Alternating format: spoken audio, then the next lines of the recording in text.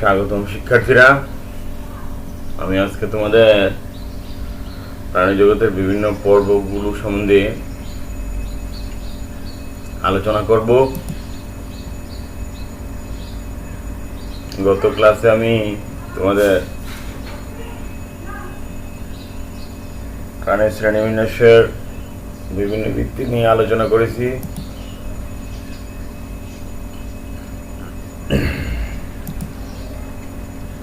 প্রাণী জগতের প্রধান পর্বসমূহ খেয়াল করে তোমরা। পর্ব 1 নম্বরে পর্ব হচ্ছে পরিফেরা, 2 হলো নিডারিয়া, 3 প্লাটিহেলমিনথিস, 4 হলো nematoda, 5 mollusca, 6 Annelida, 7 arthropoda, 8 Echinodermata এবং 9 নম্বর হলো কয়ডাটা। আমরা খেয়াল করব পরিফেরা।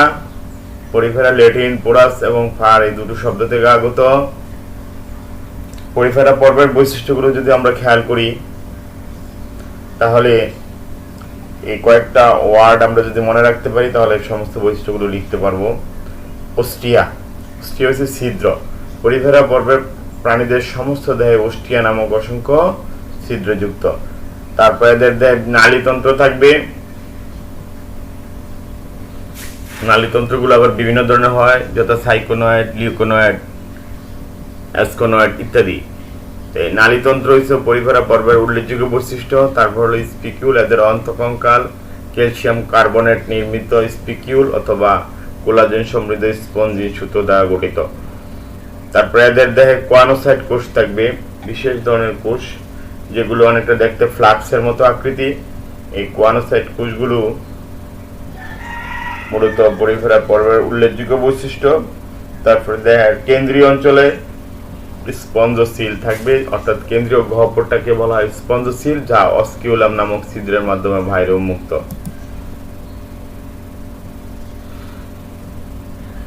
পর্ব 2 নিডারিয়া, গ্রিক নিডি অর্থ রুম কাটা এবং ল্যাটিন এরিয়া থেকে সংযুক্ত থেকে মূলত নিডারিয়া শব্দটির উৎপত্তি।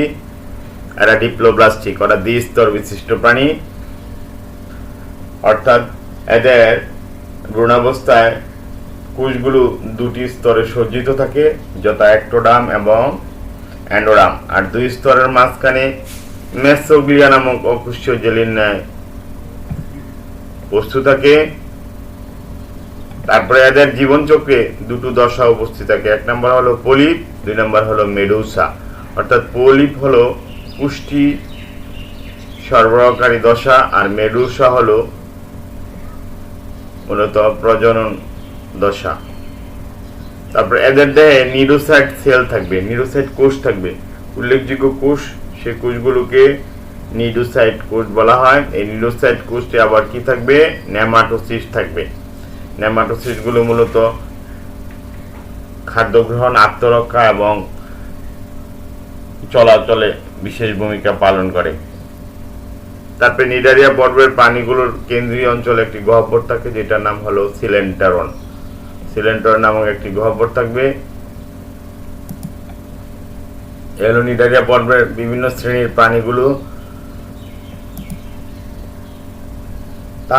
তারপরে প্লাটিহেলমিনথিস, গ্রিক প্লাটিস অর্থ চ্যাপ্টা, হেলমিন্থ অর্থ কৃমি থেকে মূলত প্লাটিহেলমিনথিস শব্দের উৎপত্তি।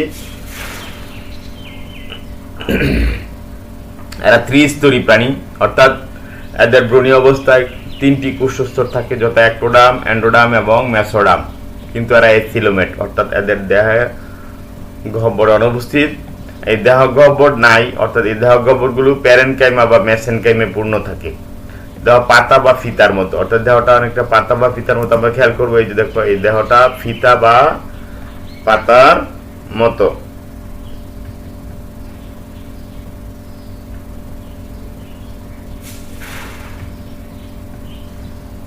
তারপরে হচ্ছে শিখা কোষ। এদের দেহে বিশেষ ধরনের কোষ থাকে, সেই কোষগুলোকে বলা হয় শিখা কোষ। এই কোষগুলো মূলত রেচনে অংশগ্রহণ করে। আসলে শিখা কোষটা নামকরণ করা হয়েছে, এই কোষের এক প্রান্তে ফ্লাজেলাগুলো এমন ভাবে আন্দোলিত হয় যা দেখতে অনেকটা মোমবাতির শিখার মতো মনে হয়, সেজন্য এই কোষগুলোর নামকরণ করা হয়েছে শিখা কোষ। এরা সবাই পরজীবী, অর্থাৎ এরা সমস্ত প্রাণীগুলো সাধারণত অন্য জীবের দেহে অবস্থান করে এদের জীবনচক্র সম্পন্ন করে। উদাহরণ হলো ফেসিওলা হেপাটিকা এবং টিনিয়া সোলিয়াম। আমাদের এই যে ছবিতে এটা হলো ফেসিওলা হেপাটিকা, এটা হলো টিনিয়া সোলিয়াম। এই টিনিয়া সোলিয়ামটা দেখতে অনেকটা ফিতার মতো, আর এটা দেখতে অনেকটা পাতার মতো চ্যাপ্টা। তারপরে হলো নেমাটোডা, গ্রিক নেমাটোস এবং এইডুস প্লাস হেলমিন্থ, তিনটি গ্রিক শব্দের সমন্বয়ে মূলত নেমাটোডা শব্দটির উৎপত্তি। এরা সিউডোসিলোমেট এবং অখণ্ডায়িত, অর্থাৎ দেহের কোনো খণ্ডায়ন নাই, সমস্ত দেহটা অখণ্ডায়িত, লম্বা নলাকার। এই সিউডোসিলোমেটের কথাটা আমরা আগেও বলেছি, গত ক্লাসে বলেছি। সিলোমের উপর ভিত্তি করে প্রাণীদেরকে তিনটি ভাগে ভাগ করা হয়: এসিলোমেট, সিউডোসিলোমেট এবং ইউসিলোমেট। সিউডোসিলোমেট গুলো গহ্বর থাকবে, বাট পেরিটোনিয়াম থাকবে না, অর্থাৎ গহ্বরের প্রাচীর থাকবে না।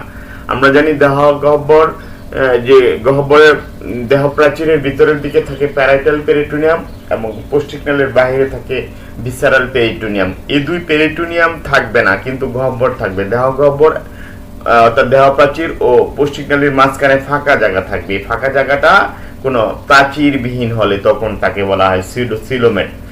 নলের ভিতরে নল, অর্থাৎ এই প্রাণীটা পোস্টিকনালীটাও সোজা লম্বা নলাকার আর দেহ প্রাচীরটাও নলাকার। ফলশ্রুতিতে দেহ প্রাচীরের ভিতরে পোস্টিকনালীটাকে নল বলা হয়েছে এবং দেহ প্রাচীরটাকে আরেকটা নল বলা হয়েছে। এই জন্য এটাকে বলা হয়েছে নলের ভিতরে নল। এদের শ্বসনতন্ত্র ও সংবহনতন্ত্র অনুপস্থিত, অর্থাৎ এদের কোনো শ্বসনতন্ত্র নেই এবং সংবহনতন্ত্র নেই, কারণ এরা পরজীবী হিসেবে বসবাস করে। পরজীবীর দেহ থেকে এরা মূলত পুষ্টিটা সরাসরি গ্রহণ করে, এই জন্য এদের শ্বসনতন্ত্র প্রয়োজন নেই। দেহ ইলাস্টিন, অর্থাৎ দেহটাকে টেনে যদি লম্বা করি আবার ছেড়ে দিলে আবার পূর্ব অবস্থায় ফিরে আসে, এই জন্য এটা দেহটা অনেকটা ইলাস্টিন, অর্থাৎ স্থিতিস্থাপকতা গুণ সম্পন্ন এবং অকুশীয়। যৌন দৃঢ়তা, অর্থাৎ পুরুষ এবং স্ত্রী প্রাণীকে যদি বাহ্যিকভাবে আলাদা করা যায় তখন তাকে সেই প্রাণীকে যৌন দৃঢ়তা প্রাণী বলা হয়। অর্থাৎ এই ক্ষেত্রেও দেখা যায় যে নেমাটোডা পর্বের যে কৃমিগুলো আছে অ্যাসকারিস লুম্ব্রিকয়েডিস, এই প্রাণীগুলো বাহ্যিকভাবে পুরুষ এবং স্ত্রীকে আলাদা করা যায়, কারণ পুরুষ প্রাণীটার শেষ প্রান্ত বাঁকানো থাকে কিন্তু স্ত্রী প্রাণীর শেষ প্রান্ত সোজা থাকে। পুরুষ রেচন জননতন্ত্র থাকে, যেটার নাম হলো বালবা, কিন্তু স্ত্রীতে এরকম কোনো রেচন জননতন্ত্র থাকে না। এদের মূলত ক্লোয়েকা থাকে, একটা ছিদ্র, সেই ছিদ্রের মাধ্যমে এরা প্রজনন, কোষ এবং অপাচ্য অংশ দেহ থেকে বের করে দেয়। দেখো ছবি আমরা, এইটা হচ্ছে পুরুষ প্রাণী, এটা হলো স্ত্রী প্রাণী। এই পুরুষ প্রাণীটা বাঁকানো, এই যে এখানে কি থাকে পিনিয়াল সিটি থাকবে এবং এই ক্লোয়েকা আছে, কিন্তু অ্যানাস আছে। স্ত্রী প্রাণীতে অ্যানাস থাকে ফিমেল, আর সামনের দিকে আবার ডরসাল লিপ থাকবে, আর এটা হচ্ছে ভেন্ট্রাল লিপও আছে। মূলত এ হলো পুরুষ এবং স্ত্রীর মধ্যে তুলনামূলক পার্থক্য।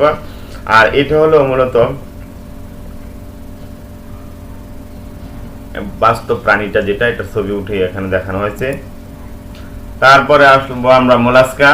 মোলাস্কা ল্যাটিন শব্দ মোলাস্কাস, অর্থ সফট, অর্থাৎ দেহটা নরম, মাংসল, অখণ্ডায়িত, এই জন্য এদেরকে মোলাস্কা বলা হয়। সমস্ত প্রাণীর দেহ নরম, মাংসল, অখণ্ডায়িত।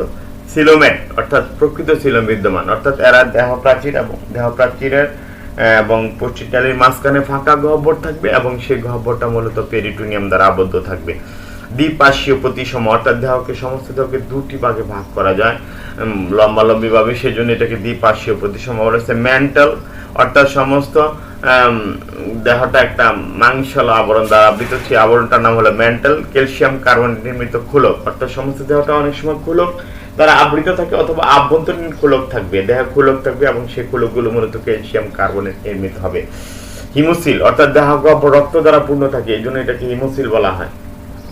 অর্থাৎ এদের দেহ গহ্বরকে হিমোসিল বলা হয়, কারণ এই দেহ গহ্বরটা মূলত রক্ত দ্বারা পূর্ণ থাকে। এরপরে রেডুলা থাকে এদের রেডুলা একটা মূলত রেরি দাঁত বলা হয়, মূলত এটা মূলত জিহ্বার মতো। এটা রেডুলাটা সব মোলাস্কাতে নেই, কিছু কিছু প্রাণীতে আছে, যেমন ঝিনুকে রেডুলা থাকবে না।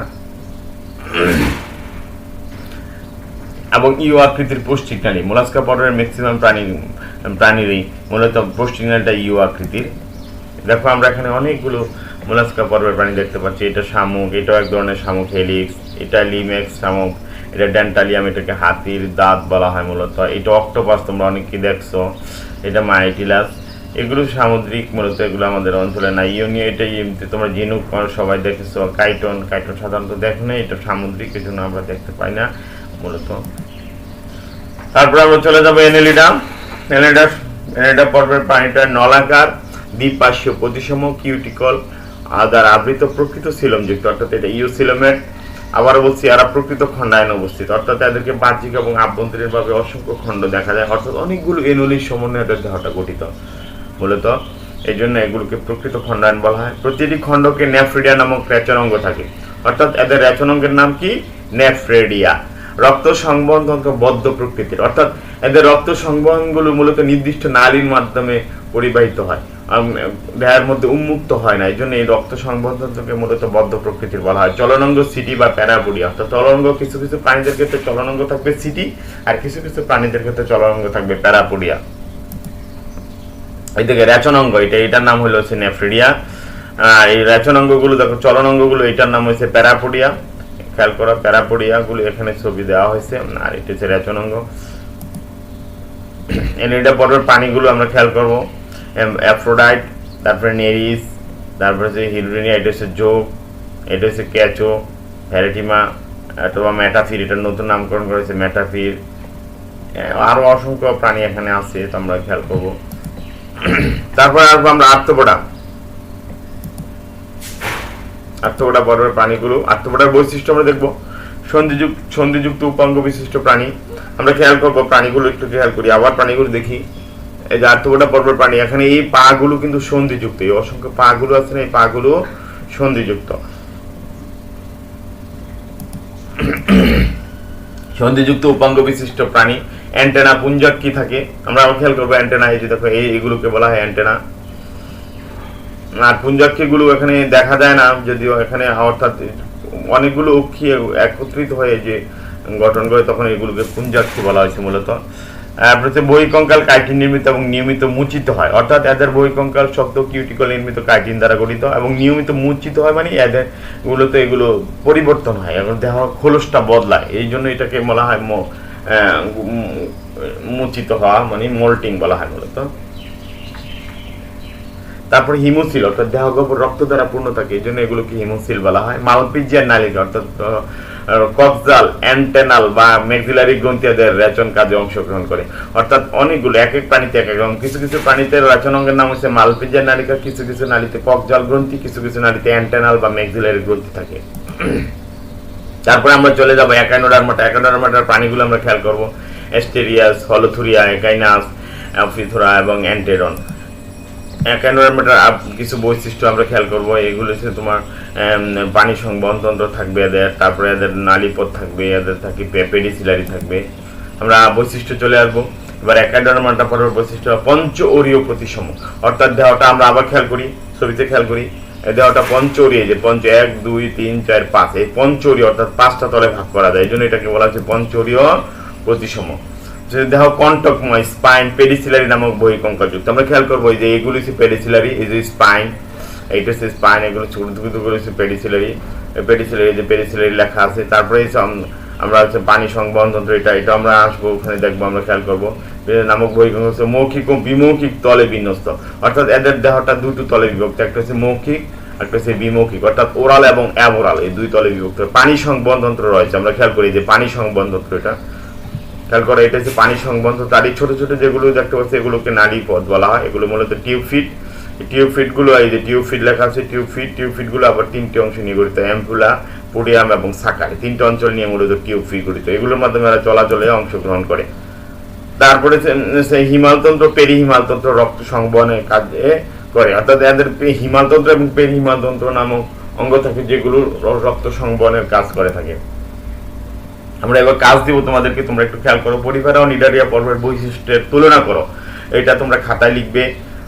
আমি আশা করবো তোমরা সবাই এগুলো লিখবে, ক্লাসে যা করেছো তোমরা একটু চেষ্টা করবে খাতায় লেখার জন্য। 4টি করে প্লাটিয়াল মিথুস ও নেমাটোডের বৈজ্ঞানিক নাম লিখবে। তারপরে শিকাকোষের চিহ্নিত চিত্র অঙ্কন করবে। যদিও আমি এখানে তোমাদের শিকাকোষটা দেখাইনি, কিন্তু তোমাদের বইয়ের মধ্যে আছে শিকাকোষের চিহ্নিত চিত্র, এটা তোমরা একটু খেয়াল করে বের করে এই চিহ্নিত চিত্রটা অঙ্কন করবে। নেমাটোডের 4টি বৈশিষ্ট্য লিখবে। নেমাটোডের 4টি বৈশিষ্ট্য কিন্তু আমি বলেছি এখানে, তোমরা অবশ্যই খেয়াল করছো। এই নেমাটোডের বৈশিষ্ট্যগুলো তোমরা লিখবে। তার দলগত কাজ যদিও এখানে সম্ভব না, এটা বাড়িতে যেহেতু তোমরা দলগত না, তোমরা একক হিসাবে এটা কাজটা করে নিবে। পরজীবী পর্বগুলো পর্বগুলোর কি কি বৈশিষ্ট্য এদেরকে পরজীবী জীবনের জন্য অভিযুক্ত করেছে তা ব্যাখ্যা করব। অর্থাৎ এগুলো কিন্তু তোমাদের উচ্চতর দক্ষতা প্রশ্নে আসতে পারবে।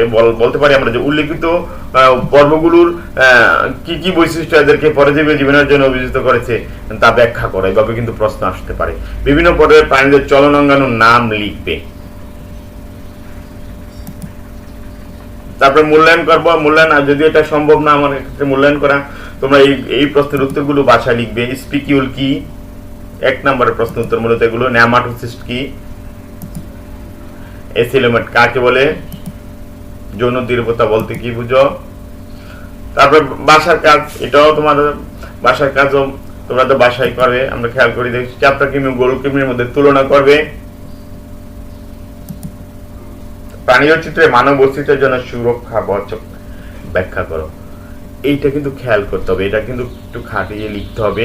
তোমরা চেষ্টা করবে, না পারলে আমাকে ইমেল করবে। আর যদি তোমাদের এই ভিডিওটা ভালো লাগে তোমরা অবশ্যই লাইক দিবে এবং শেয়ার করবে।